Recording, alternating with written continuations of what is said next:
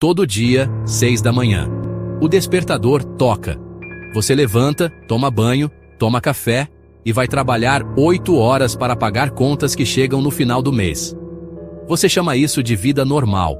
Mas e se eu te dissesse que existe apenas uma diferença entre você e um escravo de 200 anos atrás? O escravo de 200 anos atrás sabia que era escravo.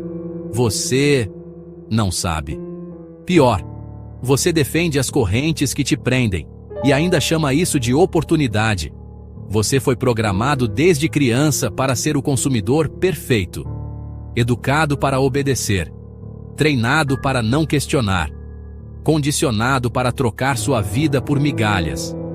Enquanto você trabalha 8 horas por dia, sua moeda perde valor através da inflação. Enquanto você poupa na poupança, os ricos multiplicam patrimônios em ativos reais. Enquanto você vota achando que tem poder, as decisões econômicas que realmente afetam sua vida são tomadas por pessoas que você nunca elegeu. O sistema é perfeito. Você trabalha para pagar dívidas que foram criadas do nada. Você defende políticos que servem aos mesmos bancos que te escravizam. Você consome produtos que te mantêm preso no ciclo. Mas hoje você vai descobrir a verdade que eles não querem que você saiba. Hoje você vai entender por que 97% das pessoas nunca conseguem sair dessa armadilha. E como você pode ser dos 3% que escapam. Papo de Bunker. A verdade que você precisa ouvir, mesmo que doa. Papo de Bunker. Aqui fala-se de tudo. Quase tudo. 3, 2, 1, gravando. Os escravos modernos, a verdade que ninguém quer ver.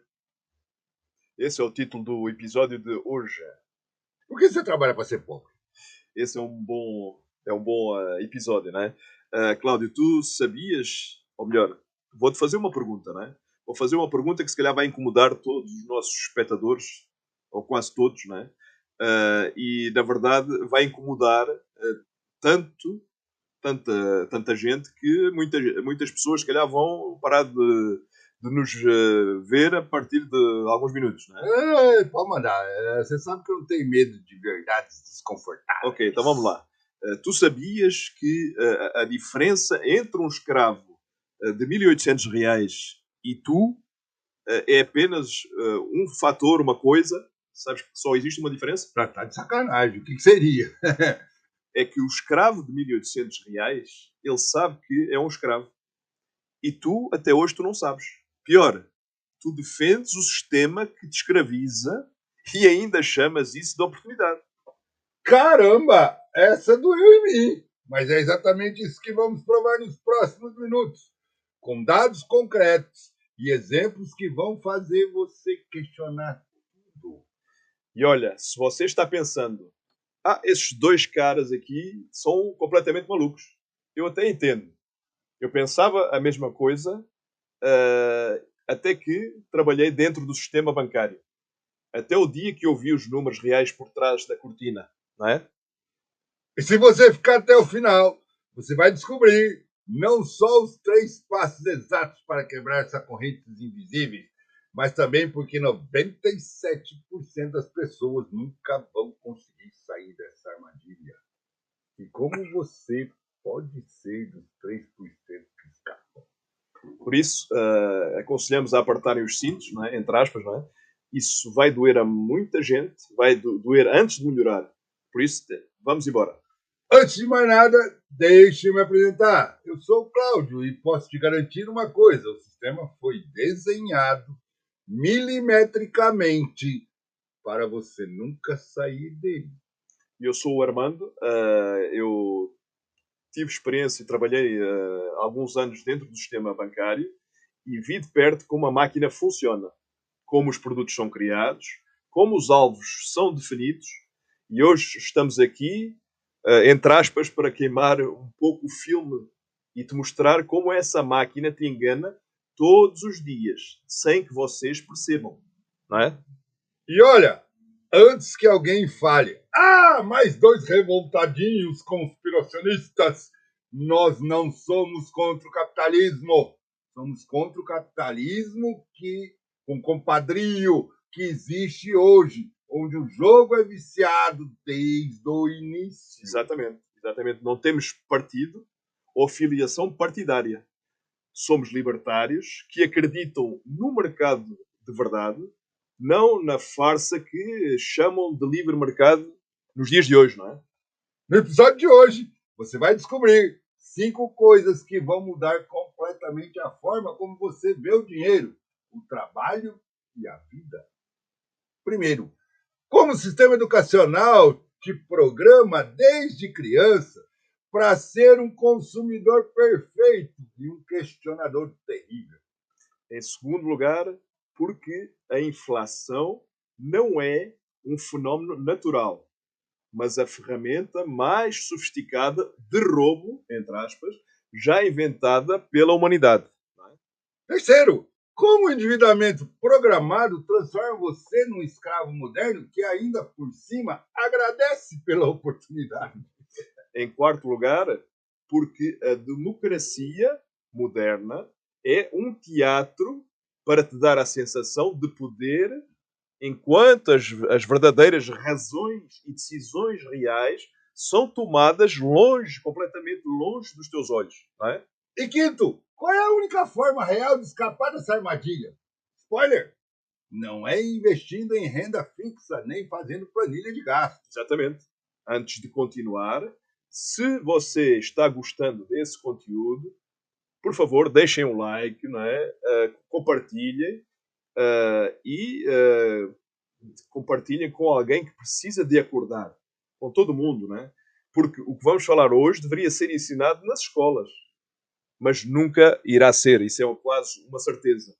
E você vai entender o porquê. É ou não é? Vamos começar destruindo a primeira mentira que contaram para você. Exatamente. Cláudio, tu, ou melhor, vamos neste caso fazer após a introdução, a fazer uma pergunta, não é? Vou começar com uma pergunta simples, não é? Que todo pai deveria fazer. Na escola, tu aprendes como funciona um cartão de crédito, por exemplo? Cara, eu aprendi sobre a Revolução Francesa de 1789, decorei a fórmula de Bhaskara, sei decor os afluentes do Rio Amazonas, né, Solimões, Rio Negro, mas ninguém nunca me explicou que o cartão de crédito pode cobrar 400% ao ano de juros. Ninguém me disse que existe diferença entre ativo e passivo. Exatamente. E isso não é falha do sistema. É isso que nós sabemos. É o design do próprio sistema. Não é? O sistema educacional ele foi desenhado para criar autênticos funcionários obedientes. Não é? Treinadinhos, obedientes, disciplinados, não é? Que não podem ser nem proprietários, nem podem ser questionadores. Deixa eu te contar uma coisa que vai chocar quem está nos ouvindo. O modelo de educação que usamos hoje foi criado na Prússia no século XVIII. Era literalmente para formar soldados obedientes para o exército. E depois foi completamente adaptado nos Estados Unidos no século XIX por industriais como Rockefeller, por exemplo, para formar operários de fábrica. Não é? O objetivo era tão simples quanto este. Nunca foi desenvolver um pensamento crítico, não é? Sempre obediente. Pensa comigo, né? Você passa 12 anos na escola sendo condicionado para quê? Sentar em fileiras, obedecer horários rígidos, não questionar a autoridade, decorar informações irrelevantes e ser avaliado por provas padronizadas. Exatamente. E quando você sai dessa lavagem cerebral de 12 anos, qual é a primeira coisa que todo mundo fala? Não é? Agora você precisa arrumar um emprego. Não é? A primeira coisa. Não é? Ninguém te vai dizer, olha, agora você pode criar valor. Agora você pode construir riqueza. Agora você pode ser livre. É ou não é? É isso que... E aqui está uma estatística que deveria te assustar. Segundo o IBGE, 64% dos brasileiros são analfabetos financeiros. Mas olha o paradoxo. Essas mesmas pessoas conseguem decorar 200 músicas do Spotify, sabem todos os jogadores da seleção brasileira dos últimos 20 anos. Acompanham 50 séries diferentes. Exatamente. Ou seja, o que é que eles fizeram? O cérebro funciona normal, perfeitamente, não é? O problema é que ele foi direcionado para absorver o quê? Apenas entretenimento e informação que é inútil. Não conhecimento que gera a tua própria liberdade. Entendes? E tem mais, né? Se você já reparou que na escola te ensinam que competição é ruim, todo mundo tem que ganhar medalha, não pode ter perdedor, todo mundo é especial. Exatamente. Mas aí tu sais no mundo real e descobres que existe competição. Existe uma competição feroz por vagas de emprego, por promoções, por tudo, não é? Tu não foste preparado para essa realidade. Na verdade, você foi preparado para ser uma vítima da realidade, para aceitar migalhas e agradecer por elas. Deixa eu, por exemplo, dar um exemplo concreto. Não é? Na escola, qual era a matéria que te ensinaram e que tu julgavas que era a mais importante? Matemática, Por exemplo. português, história. Exato. Mas qual é a matéria mais importante que deveria existir e que nunca vai existir no nosso conceito? O que é que tu achas? Educação financeira crítica. Exatamente, porque é o que estamos a falar.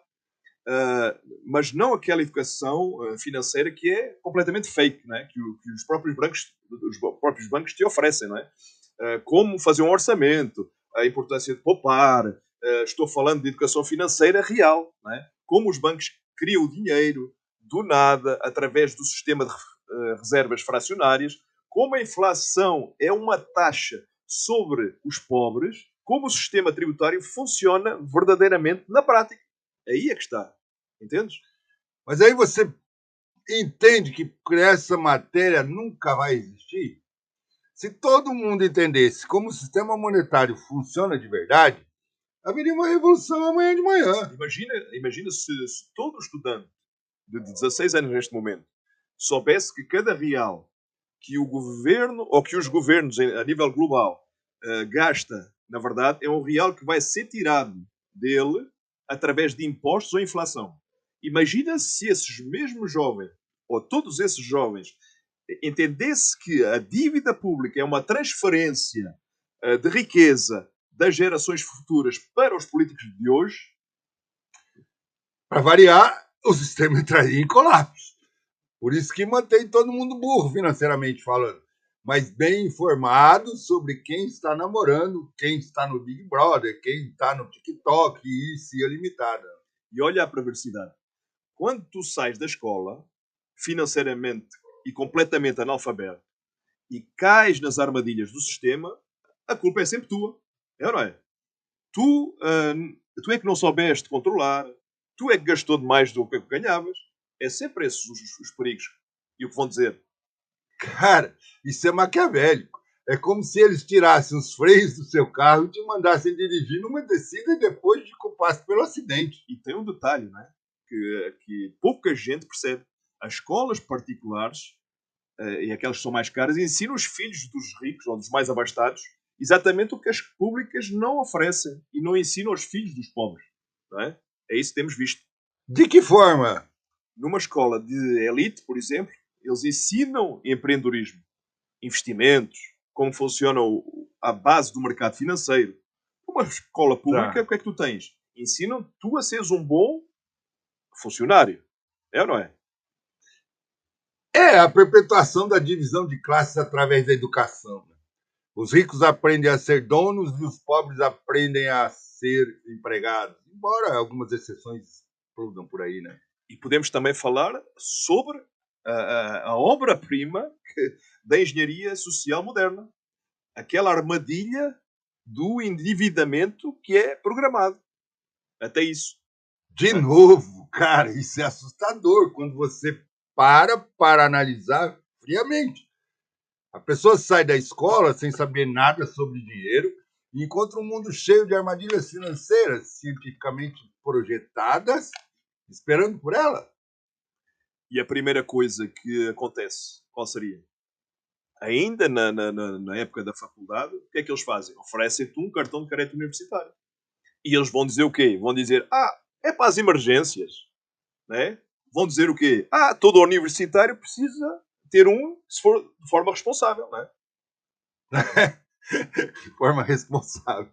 Emergências, como aquela pizza às 2 da manhã, aquele Uber para não pegar chuva, aquela roupa que estava em promoção. Mas falando sério, o cartão de crédito é a porta de entrada para a escravidão moderna. Exatamente. Deixa eu te explicar como essa máquina funciona na prática. Porque eu vivi e vi isso durante anos. E por dentro. O banco faz um estudo de comportamento completo antes de te aprovar como cliente. Eles sabem exatamente qual é a tua propensão a gastar. Qual é o teu perfil psicológico. Quais são os teus gatilhos e quais funcionam para ti. Entendes? É isso que é tudo estudado. Pô, é como se fosse um cassino estudando um jogador. Exatamente. E assim como no cassino, a casa sempre ganha. Não é? O banco te dá um pedaço de plástico e diz: você pode comprar agora e pagar depois. E o cara o que é que vai pensar? Maravilha, dinheiro grátis, não é? É ou não é? Mas não é dinheiro grátis, cara. É uma armadilha. Com juros a 400% ao ano. É como se você um empréstimo de um agiota. Exatamente. E aí é que de forma legalizada. Exato. E é aí que está o pulo do gato. Que a maioria ainda não entende e nunca vai entender. Cada vez que tu passas o cartão, tu estás a assinar o quê? Estás a assinar um contrato como se fosse um trabalhador do banco. Porque tu estás a vender horas da tua vida futura. É ou não é? Ô, Bro, explica isso melhor, porque isso é fundamental. Ok, é simples. Se tu compras algo por R$1000, não é? No teu cartão, e se tu só pagas o mínimo, considerando os juros compostos, tu vais pagar destes R$1000, vais trabalhar o quê? Vais trabalhar aproximadamente 240 horas. Ou seja, 1 mês e meio de trabalho. Só para quitar essa dívida. Entendes? 1 mês e meio da vida trabalhando para pagar uma compra de R$1000? Exatamente. E é isso, assumindo que você não compre mais nada no cartão. Exato, não, assumindo isso. Mas a realidade é que as pessoas, elas continuam fazendo o quê? Comprando. Não é? E aí vira o quê? Vira uma bola de neve, que cresce exponencialmente. Já vi casos de pessoas que trabalhavam 8 horas por dia, por exemplo, mas que 7 horas da sua jornada de trabalho eram só para pagar dívidas. Ou seja, só sobrava 1 hora para ela mesmo. Entendes? Isso é escravidão até com extra steps, cara. O escravo de 1800 trabalha diretamente para o senhor do engenho. O escravo de 2025 trabalha para o sistema financeiro, mas com a ilusão de que é livre. Exatamente. E tem uma diferença crucial, que ainda torna mais o sistema moderno completamente perverso. O senhor do engenho, ele tinha que alimentar, vestir, dar abrigo e cuidar da saúde do escravo. Era do interesse dele fazer o quê? Manter o escravo sempre produtivo, de maneira viva, não é? Era ou não era? Já o sistema financeiro moderno não tem essa responsabilidade. Terceirizam todos os custos da escravidão para o próprio escravo. Exatamente. Isso é genial, não é? O escravo moderno, o que é que ele faz? Ele paga pela própria corrente, agradece pela oportunidade, não é? De estar ali trabalhando. Sim. E ainda defende o sistema que o escraviza. É ou não era? E tem coisa pior, eles convencem o escravo de que ele é livre através da ilusão da escolha. Olha, você pode escolher qual banco usar, qual cartão pegar, qual financiamento fazer. Exatamente. É como dar para alguém escolher a cor da corda que vai usar para se enforcar. Entre aspas, não é? E dizer que ela tem a liberdade de escolha. É surreal, não é? Tá. Mas deixa eu te contar uma coisa que eu descobri analisando os dados comportamentais. Existe uma correlação direta entre endividamento e depressão, ansiedade, problemas de relacionamento. Isso é claro. Né? O endividado, ele não vai conseguir o quê? Dormir direito. Está sempre preocupado, não é? Brigando em casa, no trabalho, sempre por causa do dinheiro. A qualidade de vida, o que é que vai acontecer? Vai despencar. É ou não é? E aí eles oferecem a solução: mais crédito. Que tal um empréstimo para quitar as dívidas? E como oferecer mais heroína para um viciado se curar? Exatamente. E tem uma estatística que é ainda mais assustadora. Segundo o SPC, 78% dos brasileiros estão completamente endividados. Mas isso não é incompetência do povo brasileiro. É o resultado de um sistema projetado para quê? Para endividar. Não é? Tá, deixa eu dar um exemplo prático de como esse sistema é perverso. Você compra um carro de 50 mil financiado, depois de pagar todas as parcelas, você pagou 80 mil. Ou seja, você trabalhou 30 mil a mais por causa dos juros. Armando, enquanto isso, Enquanto quem isso, é o emprestou quê? o dinheiro? Emprestou o dinheiro que você fez esses 30 mil sem trabalhar. Apenas colocando dinheiro para trabalhar. Entendes? A diferença entre quem vende tempo e quem compra tempo, né? E o endividamento vende o seu tempo futuro. Então, o credor compra o tempo dos outros. Mas eu quero deixar uma coisa clara. Não estou dizendo que todo o endividamento ele é ruim. É ou não é? Existe diferença entre uma dívida boa e uma dívida ruim. Entre a alavancagem inteligente e aquele consumismo parcelado. É ou não é? Ah, isso é crucial, né? Uma dívida ela pode comprar um ativo que vai gerar renda, como um imóvel, um aluguel, equipamentos, um negócio, pode fazer sentido estratégico. E uma dívida para comprar um iPhone novo, porque o seu está com a tela trincada, é burrice financeira. Exatamente. Mas o sistema, o que é que ele faz? Ele não te ensina essa mesma diferença, não é?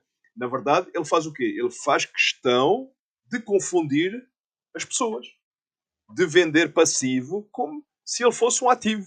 De fazer com que tu aches que consumo é igual a investimento. Tá, vamos falar então sobre uma ferramenta de controle mais sofisticada, já inventada pela humanidade, algo que todo mundo aceita como natural, mas que é uma das maiores mentiras da economia, principalmente moderna. Exatamente. E estamos a falar do quê? Da inflação. É ou não é? Isso aí. Quantas vezes você já ouviu? A inflação subiu, faz parte. Como se fosse chuva, terremoto ou algum fenômeno natural inevitável. Só que a inflação ela não é um fenómeno natural. É uma política económica que ela é feita deliberada. É uma escolha consciente dos bancos centrais. E é a forma mais eficiente de, entre aspas, roubar o povo. Sem que ele perceba, sem resistência, sem a revolução. É isso. Deixa eu te dar uma analogia que vai clarear isso. Imagina que você tem 100 reais na carteira durante a noite. Alguém entra na sua casa e rouba 10 reais. Não 100, mas rouba 10. Você vai chamar a polícia, vai ficar revoltado, vai querer justiça. Agora imagina que, em vez de roubar fisicamente, o governo imprime mais dinheiro e faz com que os teus 6 reais só comprem 90 reais. Não é? O resultado é o quê? É exatamente o mesmo que um roubo. Não é? Porquê? Porque ficaste com 10% mais pobre. Mas no segundo caso, eles chamam de polícia monetária expansionista. Isso é uma política. Para estimular a economia. Né? A política é o mesmo roubo com um nome técnico bonito. Exatamente. E tem uma coisa perversa que poucos entendem. A inflação não afeta todo mundo por igual. Ela é profundamente regressiva. Entendes? De uma forma ou de outra. É simples, não é? O rico tem ativos reais. Ações, imóveis, empresas, commodities, não é? Quando a moeda perde o valor, o preço desses ativos sobe proporcionalmente, não é? O rico não só não perde poder de compra, como frequentemente ele fica ainda mais rico. É ou não é? E o pobre tem o quê? Dinheiro na poupança, salário fixo, uma pequena reserva de emergência e a inflação devora tudo. É exatamente uma transferência de riqueza que é feita quase de forma automática, não é? E de maneira silenciosa dos pobres, não é? Para os ricos. Patrocinada por quem? Pelo Estado. E aplaudida por quem? Por aqueles economistas influencers, não é? Deixa eu te dar um número concreto que vão colocar quem está ouvindo. Entre 1994 e 2024, 30 anos de plano real, a inflação acumulada, cara, chegou aproximadamente a 400%. Né? Isso significa que quem, por exemplo, guardou dinheiro na poupança durante todo esse período, perdeu o quê? 80% do poder de compra. Mesmo com os juros da poupança. Enquanto isso, quem investiu em ações, Bovespa, multiplicou o patrimônio por 15, já descontado a inflação. Quem comprou imóveis em localizações estratégicas multiplicou por 8 ou por 10. Ou seja, o que isso quer dizer? Quer dizer que a inflação ela vai punir quem poupa em moeda e ela vai recompensar quem investe em ativos reais. É verdadeiramente um sistema perfeito para concentrar renda. Entende? E o pior é que eles vendem isso como se fosse bom para a economia. Um pouquinho de inflação é saudável, estimula o consumo, evita a deflação. Mas saudável para quem? Fazemos a pergunta, não é? Para o trabalhador que vê o salário perder poder de compra todo o mês? Para aquele aposentado que vê pensão valer cada vez menos? Para o pequeno poupador que vai ficando cada vez mais pobre, sendo, entre aspas, responsável? É isso? Eu tenho uma analogia que eu gosto de usar para explicar isso. Imagina que toda economia é uma esteira ergométrica gigante. A inflação é a velocidade dessa esteira. É interessante essa analogia, não é? Continua. Se você corre na mesma velocidade da esteira, você fica parado no mesmo lugar. Para avançar, você precisa correr mais do que a esteira, para não ir para trás. E você precisa de, pelo menos, acompanhar a velocidade. Exatamente. E a maioria das pessoas está correndo o quê? Mais devagar. Mais devagar do que essa esteira. Eles acham que estão avançando porque o número na conta bancária está aumentando, né? Mas estão indo para trás em termos reais. É isso que se comprova.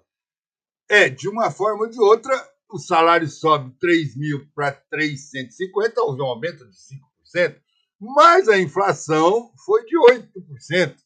A pessoa ficou 3% mais pobre, mas acha que ficou mais rica porque o número aumentou.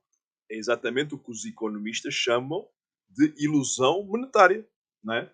O cérebro humano ele não evolui para entender inflação intuitivamente.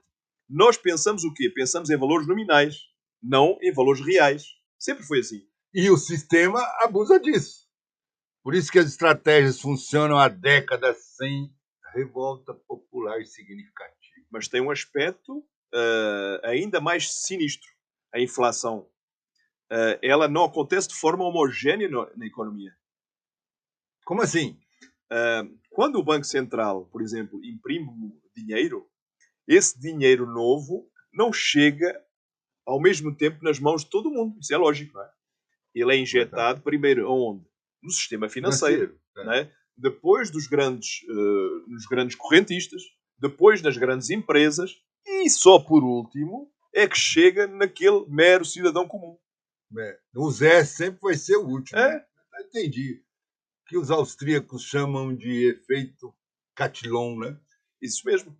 Quem recebe o dinheiro novo, primeiro, consegue gastá-lo ainda com poder de compra antigo. Quem recebe por último, o que é que ele vai acontecer? Vai pagar preços já inflacionados. É como se fosse uma corrida de cavalos, onde alguns cavalos saem na frente e outros saem com atraso. Não é uma competição justa. E adivinha quem sempre sai na frente? O próprio sistema financeiro, é óbvio. As grandes corporações, os amigos, o compadrio, os amigos do poder, não é? Enquanto o trabalhador comum sempre sai por último, né? Pagando preço já inflacionário com salários que ainda não foram reajustados. Por isso é que a inflação é chamada de imposto sobre quem? Sobre os mais fracos, sobre os pobres. É o imposto mais regressivo que existe. Mas não aparece no teu contra-cheque. É ou não é? Agora vamos tocar num ponto que vai incomodar todo mundo, não é? Todo mundo que nos ouve, não é? Independente do lado político, não é? Manda ver! A democracia, por exemplo, a democracia representativa, como conhecemos hoje, é mais um instrumento de controle social do que de liberdade genuína. Isso é lógico. Cara, isso é explosivo, pô. Mas explica melhor antes de que alguém nos chame de antidemocrático. Olha, não somos contra a democracia em nenhum momento. Somos contra a farsa que chamam de uma democracia que às vezes acontece em alguns países. Não é? Pensa comigo. De 4 em 4 anos, tu vais e fazes o teu gesto. E escolhes entre algumas opções partidárias. Não é? Que são financiados pelo mesmo sistema financeiro que te escraviza. Independente de quem ganhe direita, centro ou esquerda, as políticas econômicas fundamentais continuam exatamente as mesmas. Exatamente, exatamente. Muda o quê? Muda o discurso. Muda um rosto. Não é? Mas a máquina em si, ela continua funcionando sempre igual. Os bancos centrais continuam a imprimir dinheiro, os impostos continuam subindo disfarçados de taxas e contribuições e a dívida pública continua o quê? Continua crescendo exponencialmente. É como se tivesse que escolher a cor e o modelo do carro, mas o motor, a transmissão, o combustível já viessem definidos de fábrica. E tem outra coisa, né? Tem uma coisa que é genial, né? Neste sistema. Eles criam uma polarização artificial. Uma guerra cultural entre um lado e o outro. Não é? Para que tu fiques sempre focado em discussões identitárias, enquanto as decisões económicas realmente importantes, elas são tomadas completamente afastadas dos holofotes. Ninguém vê. Enquanto todo mundo está brigando sobre aborto, droga, costumes, casamento gay, né, que são temas importantes, mas não impactam diretamente no nosso bolso. Eles estão mudando silenciosamente as regras do jogo financeiro. Tu já reparaste que nunca tem referendo popular sobre qualquer política monetária? Nunca existiu. Nunca vai existir. Sobre criação de dinheiro? Tem algum referendo? Sobre taxa básica de juros? Tem algum referendo? Não. Sobre o sistema de reservas fracionárias dos bancos? Também não. Nunca vais ver isso. Nunca. Essas são as decisões que realmente determinam se você vai ficar mais rico ou mais pobre. Mas não são tomadas por dezenas de tecnocratas que se reúnem a portas fechadas para variar e não perder o costume. O próprio Banco Central, ele tem mais poder sobre a tua vida financeira que qualquer presidente do mundo, que qualquer governador no mundo, ou qualquer prefeito no mundo. Não é? Mas tu quando vais eleger alguma pessoa, e que quando tu escolhes alguém, nunca é dessa forma.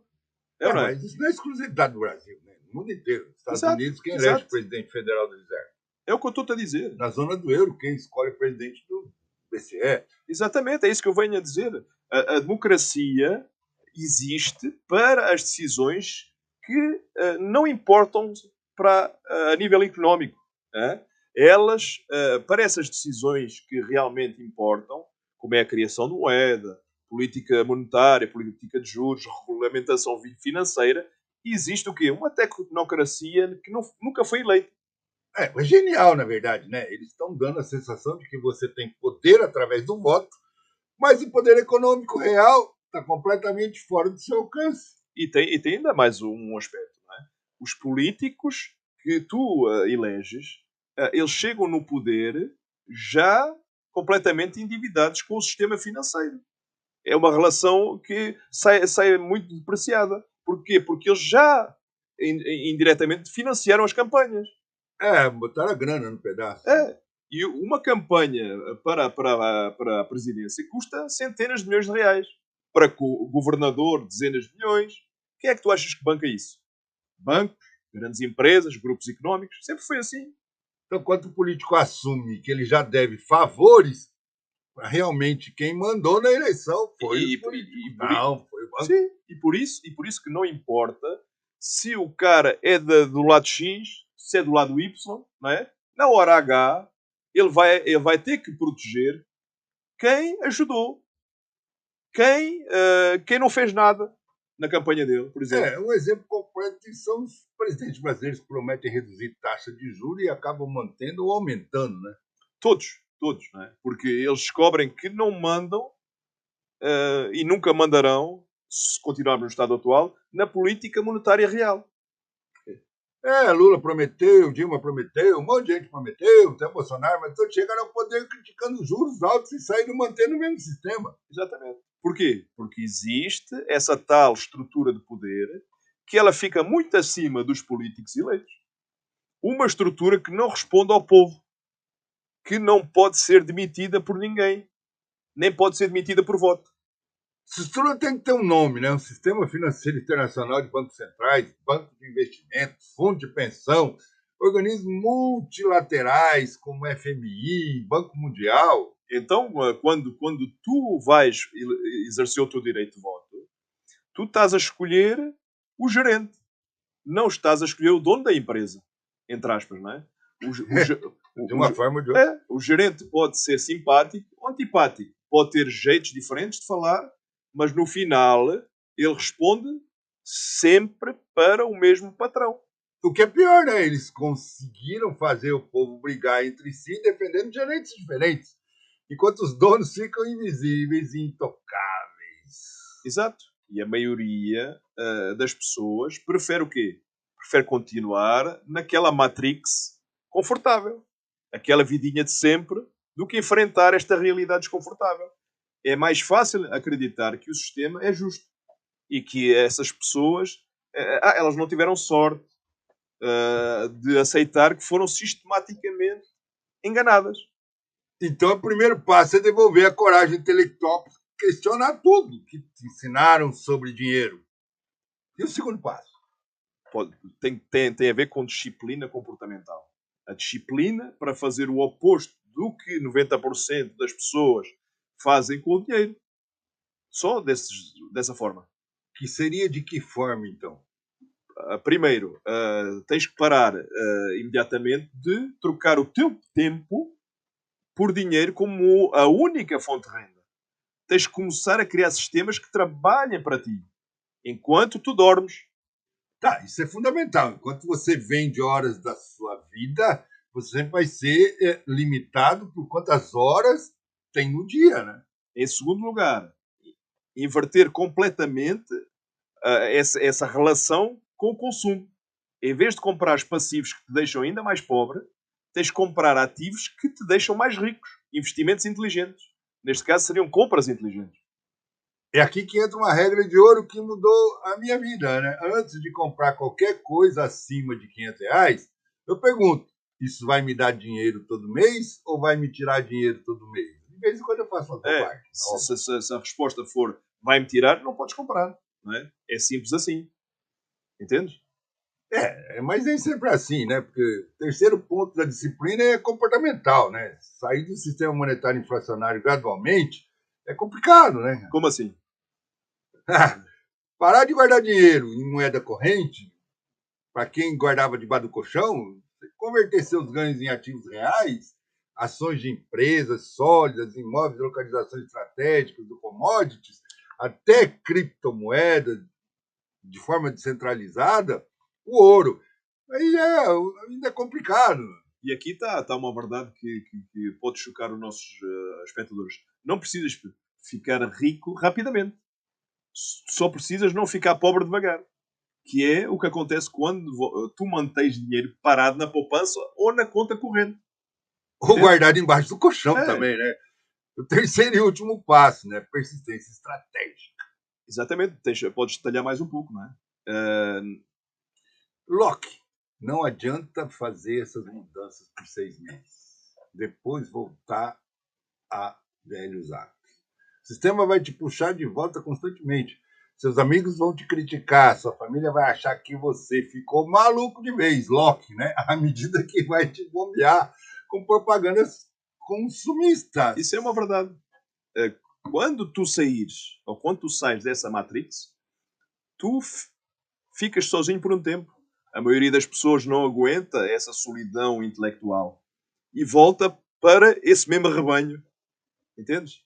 É por isso que a persistência estratégica significa duas coisas. Primeiro, ter um plano a longo prazo, 10, 20 anos, e segui-los independente das flutuações de curto prazo. E o segundo seria, mais detalhadamente, Construir um círculo de pessoas que pensam como você. Porque se você ficar cercado de consumidores endividados, eventualmente você volta a ser um consumista endividado. isso é psicologia básica, não é? Tu és a média das 5 pessoas com quem tu mais convives. Se essas 5 pessoas são escravas do sistema, provavelmente tu serás também. É ou não é? Mas se essas 5 pessoas são livres financeiramente, questionam o sistema, constrói riqueza real, né? Constrói de uma forma natural, vai absorver esses comportamentos também. Sim. E deixa eu te dar um exemplo prático de como podemos aplicar esses 3 passos na nossa vida real. Manda ver, vai. Por exemplo, vamos chamar de João. Não é? O João trabalha numa empresa. Ele ganha 5.000 reais por mês. Não é? Parece a minha história. É. Passo 1. Coragem intelectual. Ele para de gastar em supérfluos e começa a questionar cada gasto. Descobre que gastava 800 reais por mês em coisas completamente inúteis. Não é? Na visão de quem? Na visão do João. No passo 2, disciplina comportamental. Com esses 800 mensais, em vez de guardar na poupança, ele começa a comprar cotas ou tesouro americano ou outros investimentos de rendimento ou dividendos. Passo 3, qual seria? Persistência estratégica. Ele faz isso religiosamente por 10 anos, reinvestindo todos esses dividendos. No final de 10 anos, ele tem o quê? Ele tem uma renda passiva de 2.000 mensais e tudo mudou. E aí ele descobriu algo revolucionário, não precisa mais trabalhar 40 horas por semana, pode trabalhar 20 e manter o mesmo padrão de vida. Ou pode manter 40 horas e dobrar a sua qualidade de vida. Mas o que é que acontece na realidade? A maioria das pessoas prefere o quê? Todos os dias reclamar do sistema e aplicar essas estratégias simples, não é? Beleza, Armando. Chegamos no final de mais um episódio explosivo de Papo de Bunker. Mas antes de terminar, eu quero fazer um desafio para quem está ouvindo. Fala o desafio, Claudão.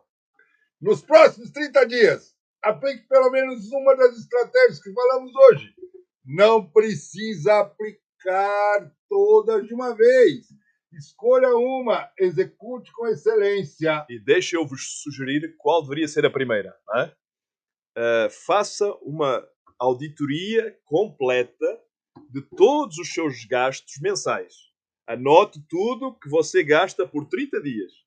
E você vai ver que vai ser chocante a E no descoberta. final desses 30 dias você vai saber e vai descobrir que gastou centenas de reais em coisas que não agregam nada à sua vida, mas que te deixam mais pobre. E aí vem a questão que não quer calar. Não é? Se você não consegue controlar os seus gastos por 30 dias, como é que você espera conquistar a sua própria liberdade financeira? Não é? Moçada, a gente sabe que tudo que falamos hoje é pesado, é desconfortável, pode até ter gerado raiva em algumas pessoas, até em mim, né? Porque também não faço essas coisas. Né? Mas preferimos te incomodar com a verdade do que te embalar com mentiras confortáveis. A gente está tentando mudar. E uma última coisa, nós não somos consultores financeiros, nem estamos dando conselhos de investimento. Estamos compartilhando a nossa vida, a nossa visão sobre como o sistema funciona e as estratégias que funcionam reais para as pessoas que nós conhecemos. Não é? Cada um é responsável por suas próprias decisões financeiras, mas também é responsável pelas consequências de não tomar nenhuma decisão. Porque deixa eu te contar uma verdade final, que vai talvez ficar, ou não, mas normalmente vai ficar ecoando na tua cabeça. Não é? Daqui a 10 anos, não é? Você vai estar ou significativamente mais rico ou significativamente mais pobre do que está hoje. Porque nunca irá existir um meio termo. É sempre assim, não é? A inflação, o tempo e os juros compostos, e aí já é outra história mais perigosa, não param para ninguém. Ou você usa essa força a seu favor, ou elas trabalham contra você, mas elas nunca vão ficar neutras. Então, qual vai ser a sua escolha? Vai continuar sendo um escravo moderno, que não sabe que é escravo, ou vai ter a coragem de quebrar essas correntes invisíveis? Se você gostou desse episódio, deixa o like, compartilha com alguém que precisa ouvir isso. E se inscreve no canal para não perder os próximos episódios. E se você discorda de alguma coisa que falámos, ótimo também. Aceitamos críticas, aceitamos comentários. Por isso dizemos sempre, escrevam os seus comentários nas nossas redes sociais. Claro, com efetividade, com objetividade, não é? Porque gostamos do debate. No próximo episódio, vamos falar sobre outro assunto polêmico, mas vai ser ainda mais explosivo que esse. Até o próximo episódio, pessoal. E lembre-se, a liberdade não é um direito, é uma conquista. E ela só acontece quando você para de esperar de alguém. Venha te salvar e assume o controle da sua própria vida. Forte abraço e que vocês tenham a coragem de despertar antes que seja tarde demais. Senta o dedo no like! Até a próxima semana. E guarda dinheiro. E guardem dinheiro. Não guardem dinheiro, invistam o dinheiro. Invistam, comprem. Não, invistam o dinheiro.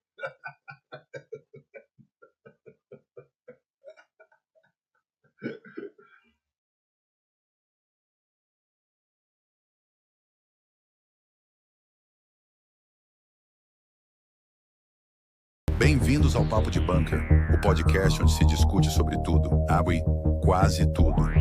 Prepare-se para mergulhar em conversas provocadoras, com temas que vão do cotidiano às questões mais profundas da sociedade.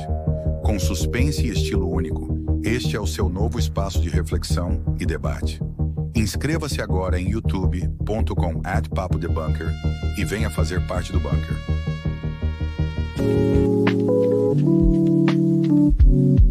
Papo de Bunker. Aqui fala-se de tudo. Quase tudo.